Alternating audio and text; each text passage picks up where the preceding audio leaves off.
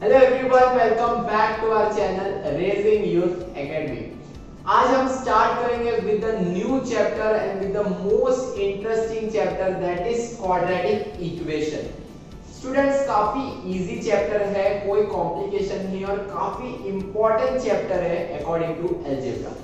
ये अगर चैप्टर आपने बेसिक से सीख लिया तो आपको जरूरत भी नहीं पड़ेगी रिकॉल करने की, इतना इजीएस्ट चैप्टर है। आप बस उस चीज को, उस कॉन्सेप्ट को समझ लीजिए, काफी इजी हो जाता है। एक बार कॉन्सेप्ट समझ लीजिए तो उसके बाद हम उसके अंदर क्या क्या फैक्टर्स होते हैं, कैसे कैसे डिफरेंट टाइप्स के सम्स होते हैं, वो हम देखने वाले हैं। और गाइस, हमारे साथ पढ़ोगे तो काफी इजी होगा। सो अगर आप न्यू है इस चैनल पे तो इस चैनल को सब्सक्राइब कीजिए, लाइक कीजिए हमारे वीडियो को और अपने फ्रेंड्स के साथ शेयर कीजिए।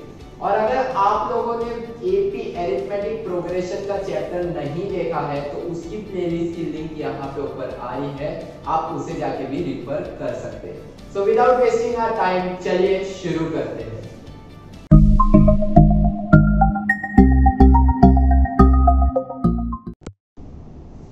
समझते हैं क्वाड्रेटिक इक्वेशन होता क्या है। बहुत से स्टूडेंट्स को डिफिकल्ट आता है बट काफी इजी चैप्टर है, कोई कॉम्प्लिकेट नहीं है, बहुत इजी वे से हमारे चैनल पे समझाया जाएगा। तो इस चैनल पे बने रहिए। अगर आप न्यू है तो इस चैनल को सब्सक्राइब कीजिए और बेल आइकन प्रेस कर दीजिए ताकि हमारी हर नोटिफिकेशन फर्स्ट आप तक पहुंचे।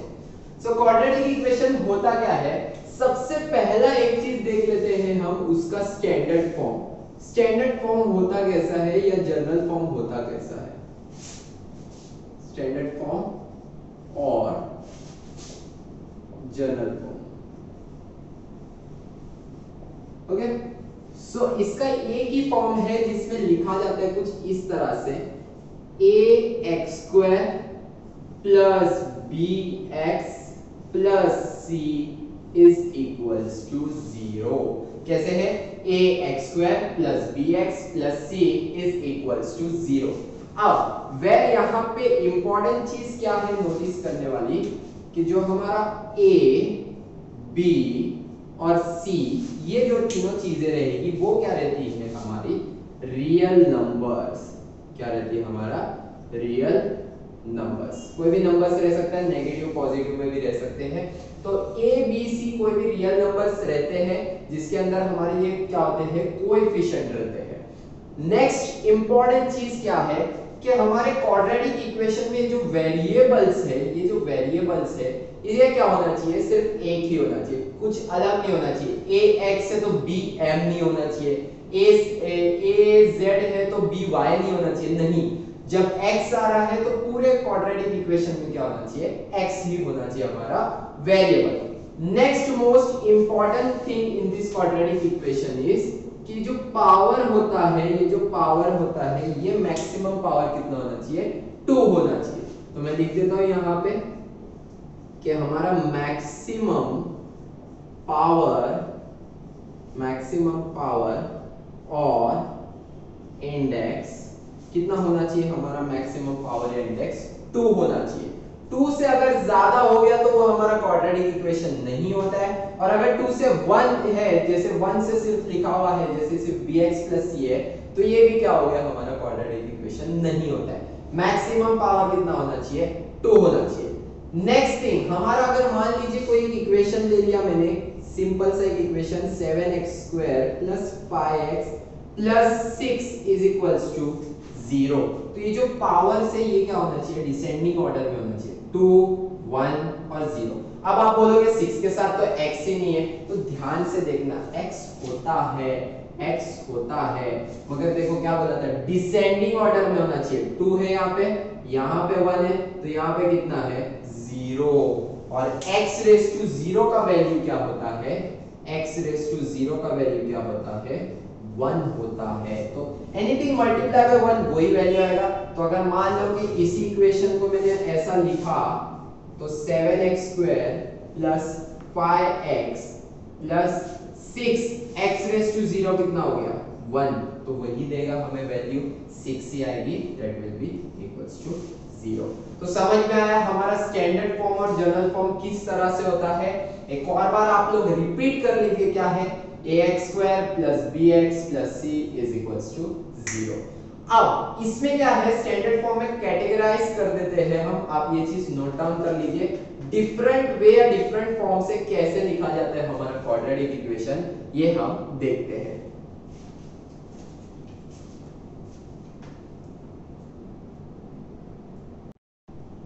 सो हम लोग देखते हैं different form of quadratic equation किस वे में हो सकता है। तो फर्स्ट तो हमारा जैसे जनरल फॉर्म था वैसे ही रहेगा कि ax² plus bx plus c is equals to 0। तो यहाँ पे एक चीज क्या हो जाएगी, वेयर a b c तो हमारे ये रहेंगे real numbers, but a cannot be equals to 0।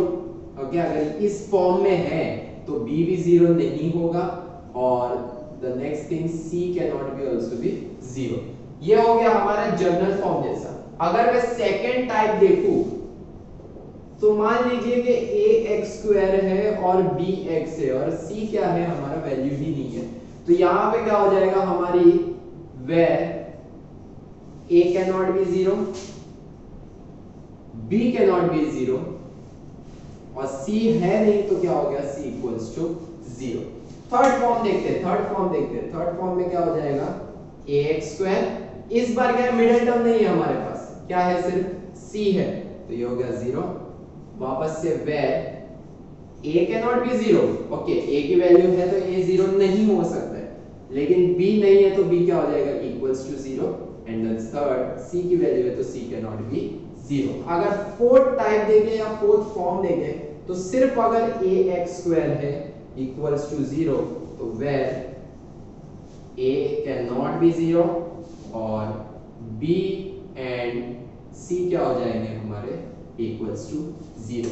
इससे समझ में क्या आता है कि ये जो फर्स्ट वैल्यू है ax² वाली, ये कभी भी हमारी क्या होगी, एलिमिनेट नहीं होगी, और बाकी सब क्या हो सकता है, माइट बी केस एलिमिनेट हो सकते हैं या इक्वेशन में नहीं आ सकते। तो अगर कुछ इस तरह से एग्जांपल देख ले, तो फर्स्ट वाला तो मैंने बताया था कि कैसे होता है और बाकी के सम्स में भी हम देखेंगे।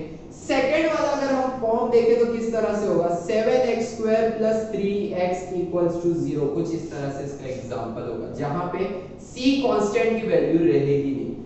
थर्ड वाले अगर फॉर्म में देखें तो अगर हो सकते हैं 7x² प्लस 4 इक्वल्स टू 0, इस बार देखिए x वाला वेरिएबल नहीं है, मतलब ये वाला फॉर्म है।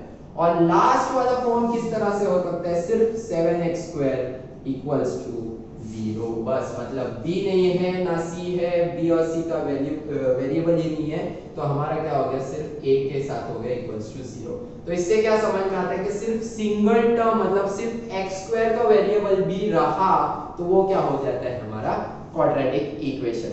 सो इस तरह से हम लोगों ने जनरल फॉर्म को समझा और different forms of quadratic equation की जगह कैसे कैसे सम्स में आ सकते हैं। तो इस सब चीजों को नोट डाउन कर लीजिए, काफी इंपॉर्टेंट है समझने के लिए। और चलिए हम शुरू करते हैं with the practice set. So start करते हैं हमारा first practice set of quadratic equation. जो दिया है क्वेश्चन हमारा है, right any two quadratic equation. काफी इजी सा है, आपकी मर्जी है। जैसे कि प्रीवियस इसमें बताया हुआ, मैंने अभी जस्ट बताया कि क्वाड्रेटिक इक्वेशन का जनरल फॉर्म क्या होता है, कैसे लिखा जाता है, बस वही जनरल फॉर्म को लेके कोई भी दो आपके विश से कोई भी क्वाड्रेटिक इक्वेशन फॉर्म करना है। तो मैं यहाँ पे फर्स्ट क्वाड्रेटिक इक्वेशन बना देता हूँ, 7x² minus 2x plus 3 is equals to 0। और दूसरा एक इक्वेशन बना देता हूं मैं m के फॉर्म में, क्योंकि मेरा नाम मुनीब आता है, m वाला अल्फाबेट लेता हूं, आपको जो पसंद है वो अल्फाबेट ले लो। तो 3m² minus 4m plus 6 equals to 0। तो ये मेरे दो हो गए क्वाड्रेटिक इक्वेशन, मैंने फॉर्म कर दिया। आप चाहे तो कोई दूसरा इक्वेशन फॉर्म कर सकते हैं। चलिए ये आप देख लीजिए, तब तक हम देखते हैं नेक्स्ट सम। अब नेक्स्ट क्वेश्चन है हमारा, decide which of the following are quadratic equation. कौन से इक्वेशन हमारे क्वाड्रेटिक इक्वेशन है, ये हमें बताना है। सो फर्स्ट में क्या दिया हुआ है, x² plus 5x minus 2 is equals to 0। जो हम लोग का जर्नल फॉर्म था ax² plus bx plus c से, उससे कंपेयर करना है। तो यस, x² है, bx है और c हमारा कांस्टेंट वैल्यू है। तो ये चीज क्या है, इक्वेशन हमारी क्वाड्रेटिक इक्वेशन है। बट क्या डायरेक्टली लिख देंगे या this is a quadratic equation, नहीं, उसका हमें क्या देना है, रीजन या प्रूफ बताना है। तो हम देखते हैं कैसे लिखते हैं इसका प्रूफ। यहां पे लिखना है the equation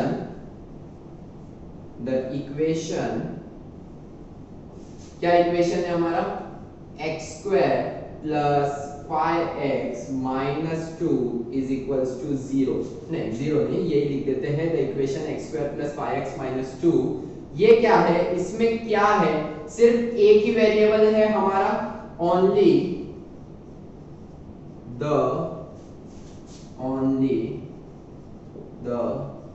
variable is x and दूसरी चीज क्या, मैक्सिमम पावर और इंडेक्स इज 2। यही तो चाहिए ना क्वाड्रेटिक इक्वेशन का। हमारा मेन मोटिव क्या है कि वेरिएबल सब एक ही होना चाहिए, yes the only variable is x, और मैक्सिमम पावर या इंडेक्स कितना होना चाहिए, 2 होना चाहिए। तो वही है हमारा मैक्सिमम पावर इंडेक्स 2 है। सो ये क्या हो गया हमारा क्वाड्रेटिक इक्वेशन। तो यहाँ पे लिख देते हैं therefore the above equation is a quadratic equation। Okay, clear, कैसे लिखना है ये समझ में आ गया आपको। अब नेक्स्ट देखते हैं, नेक्स्ट में क्या दिया, y square plus 1 upon y is equals to 2। ये प्रॉपर इक्वेशन नहीं है क्योंकि यहाँ पे दिया हुआ है फ्रैक्शन में, ये फ्रैक्शन में है, तो हमें इसको सबसे पहला फ्रैक्शन को हटाना पड़ेगा, डिनोमिनेटर को। तो हम सबसे पहला क्या कर देंगे, यहाँ पे इस वाले इक्वेशन में इसको सॉल्व करते, सबसे पहला क्रॉस मल्टीप्लाई कर दिया मैंने, या तो multiplying by y on both side, multiply by y कर दिया तो y स्क्वायर इंटू y हो जाएगा y cube plus 1 into y आ गया यहाँ पे, तो क्या हो जाएगा, y और y कैंसिल हो जाएगा, बचेगा क्या 1, और 2 इंटू y हो जाएगा हमारा 2y। इसको जनरल फॉर्म में ला देते हैं डिसेंडिंग ऑर्डर में, minus 2y plus 1 is equals to 0। अब यहाँ पे देखो एक तो वेरिएबल है मगर इसका पावर कितना है, पावर कितना है 3 है। तो यहाँ पे हम लिखेंगे therefore in equation the maximum power is 3। Maximum power 3 हो गया तो क्या ये क्वाड्रेटिक इक्वेशन होगा, नहीं, therefore the equation is not a quadratic equation।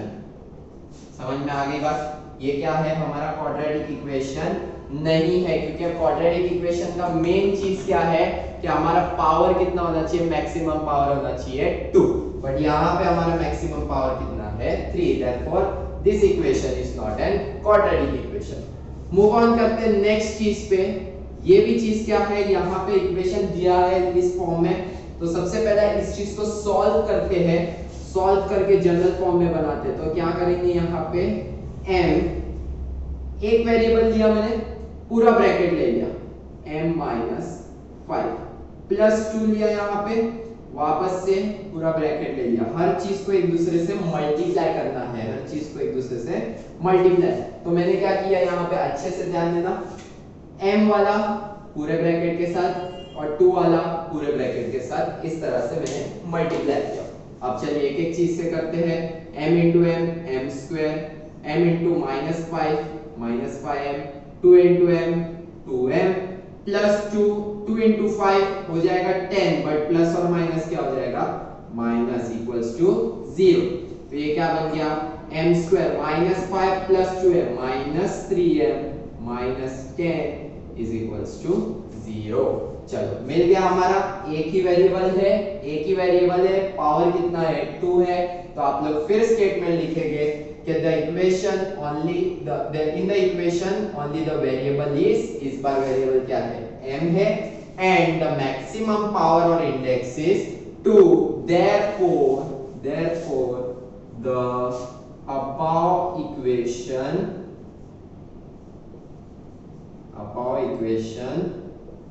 is a quadratic equation. Clear हो गया सबको? पक्का? तो आप ये सब चीजें नोट डाउन कर लीजिए। हम देखते हैं next sum.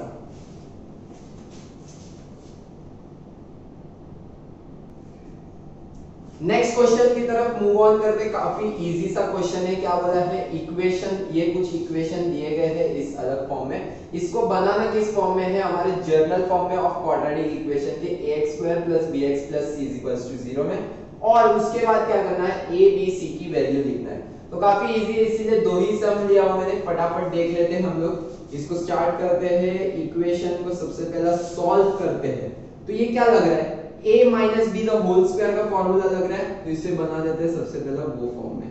a² - 2 into a that is x into b। b क्या है इसमें? 1 प्लस b का स्क्वायर मतलब 1 का square is equals to 2x plus 3। Solve करते हैं चीज को। यहाँ पे x² - 2 into 1 हो जाएगा 1, तो ये हो गया 2x प्लस 1 का square is 1 is equals to 2x plus 3। अब सारी चीजों को एक साइड पे ला देते हैं, राइट हैंड साइड वाली को लेफ्ट हैंड साइड में। तो यहाँ पे हो जाएगा x² - 2x प्लस 2x ये साइड आया तो क्या हो गया? वापस से -2x प्लस 1। 3 ये साइड आया तो क्या हो जाएगा? -3 इज इक्वल्स टू 0। अब ये चीज क्या हो जाएगी? x² - 2 सेम टर्म है, तो ये हो जाएगा -4x plus 1 - 3 that will give us -2 is equals to 0। बन गया, ये जनरल फॉर्म में बन गया हमारा। अब इसे लिखते हैं, कंपेयर करते हैं।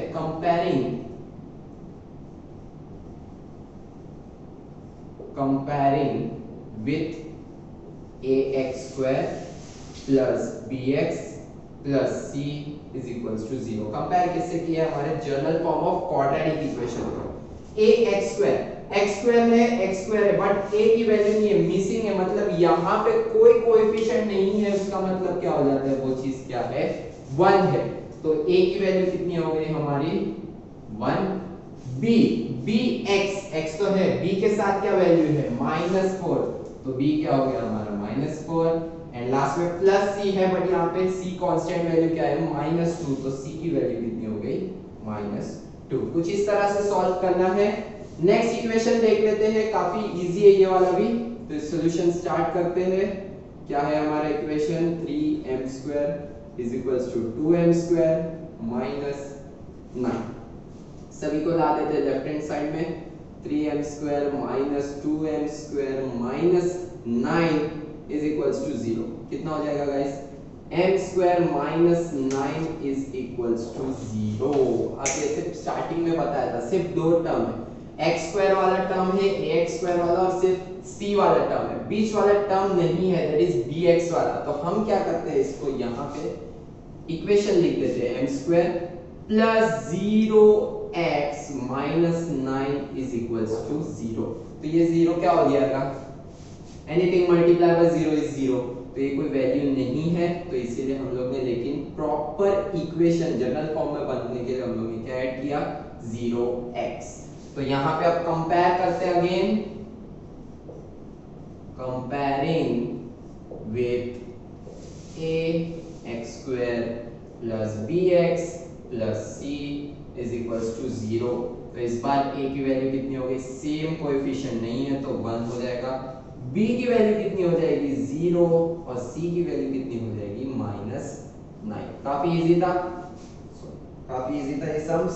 तो इसी तरह से दूसरे इक्वेशन भी दिए गए हैं, आप उसे सॉल्व कीजिए, ट्राई कीजिए, और ये नोट्स को नोट डाउन कर लीजिए।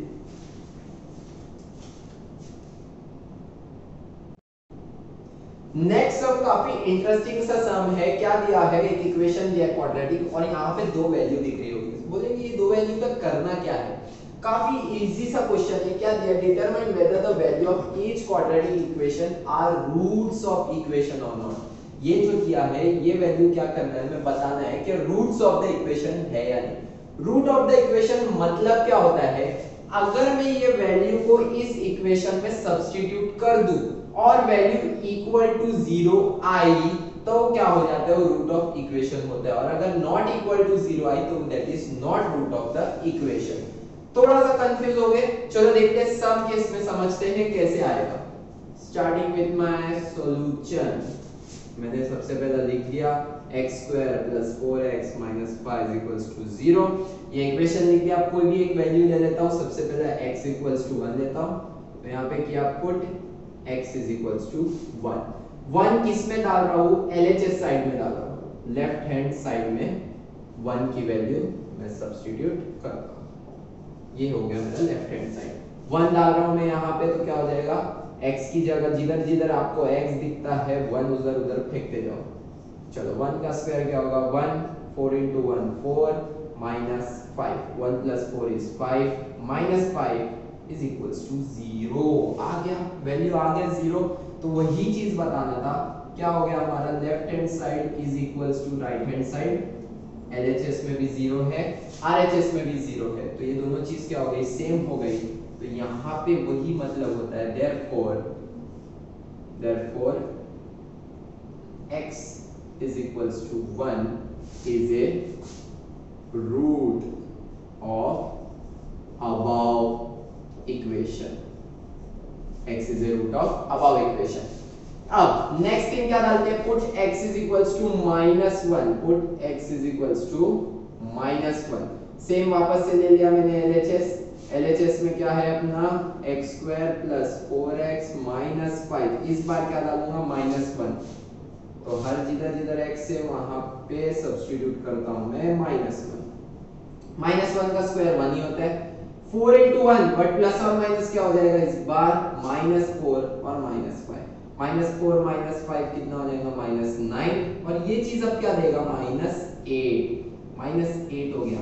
अब ध्यान देना, ये = 0 आया क्या, नहीं, मतलब क्या हो गया, LHS is not equal to RHS। जब भी 0 आएगा तब वो होता है रूट। अब इसमें नहीं है, तो therefore x = -1 is not a root of above equation. Clear है, समझ में आया रूट वाले कैसे सम करना है, तो ये भी चीज को आप नोट डाउन कर लीजिए। हम देखते हैं नेक्स्ट सम।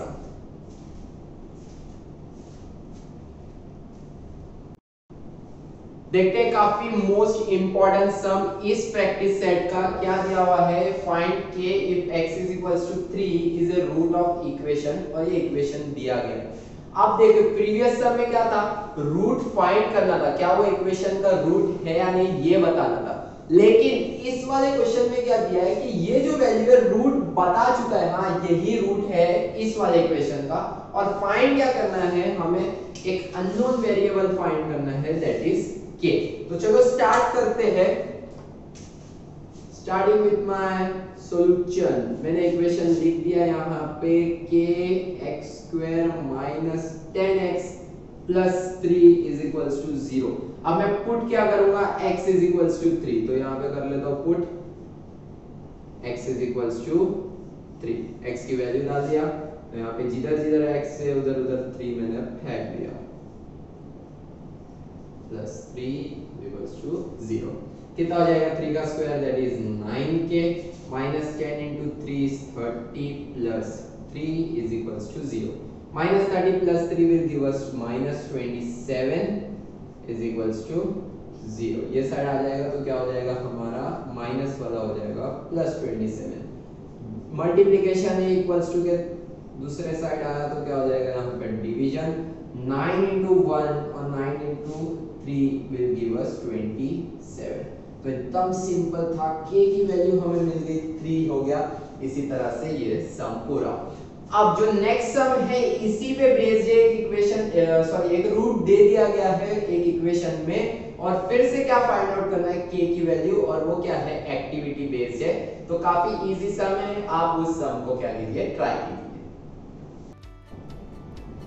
इसी तरह से हमारा प्रैक्टिस सेट 2.1 खत्म होता है, जिसमें हम लोगों ने समझा कि रूट्स ऑफ इक्वेशन कैसे होते हैं, कंपेयर किया हमारे जनरल फॉर्म से एबीसी की वैल्यू कैसे निकालना ये देखा, तो इसी तरह से हमारा 2.1 खत्म होता है। नेक्स्ट वीडियो में मिलेंगे विद नेक्स्ट प्रैक्टिस सेट। तब तक के लिए take care and have a nice day.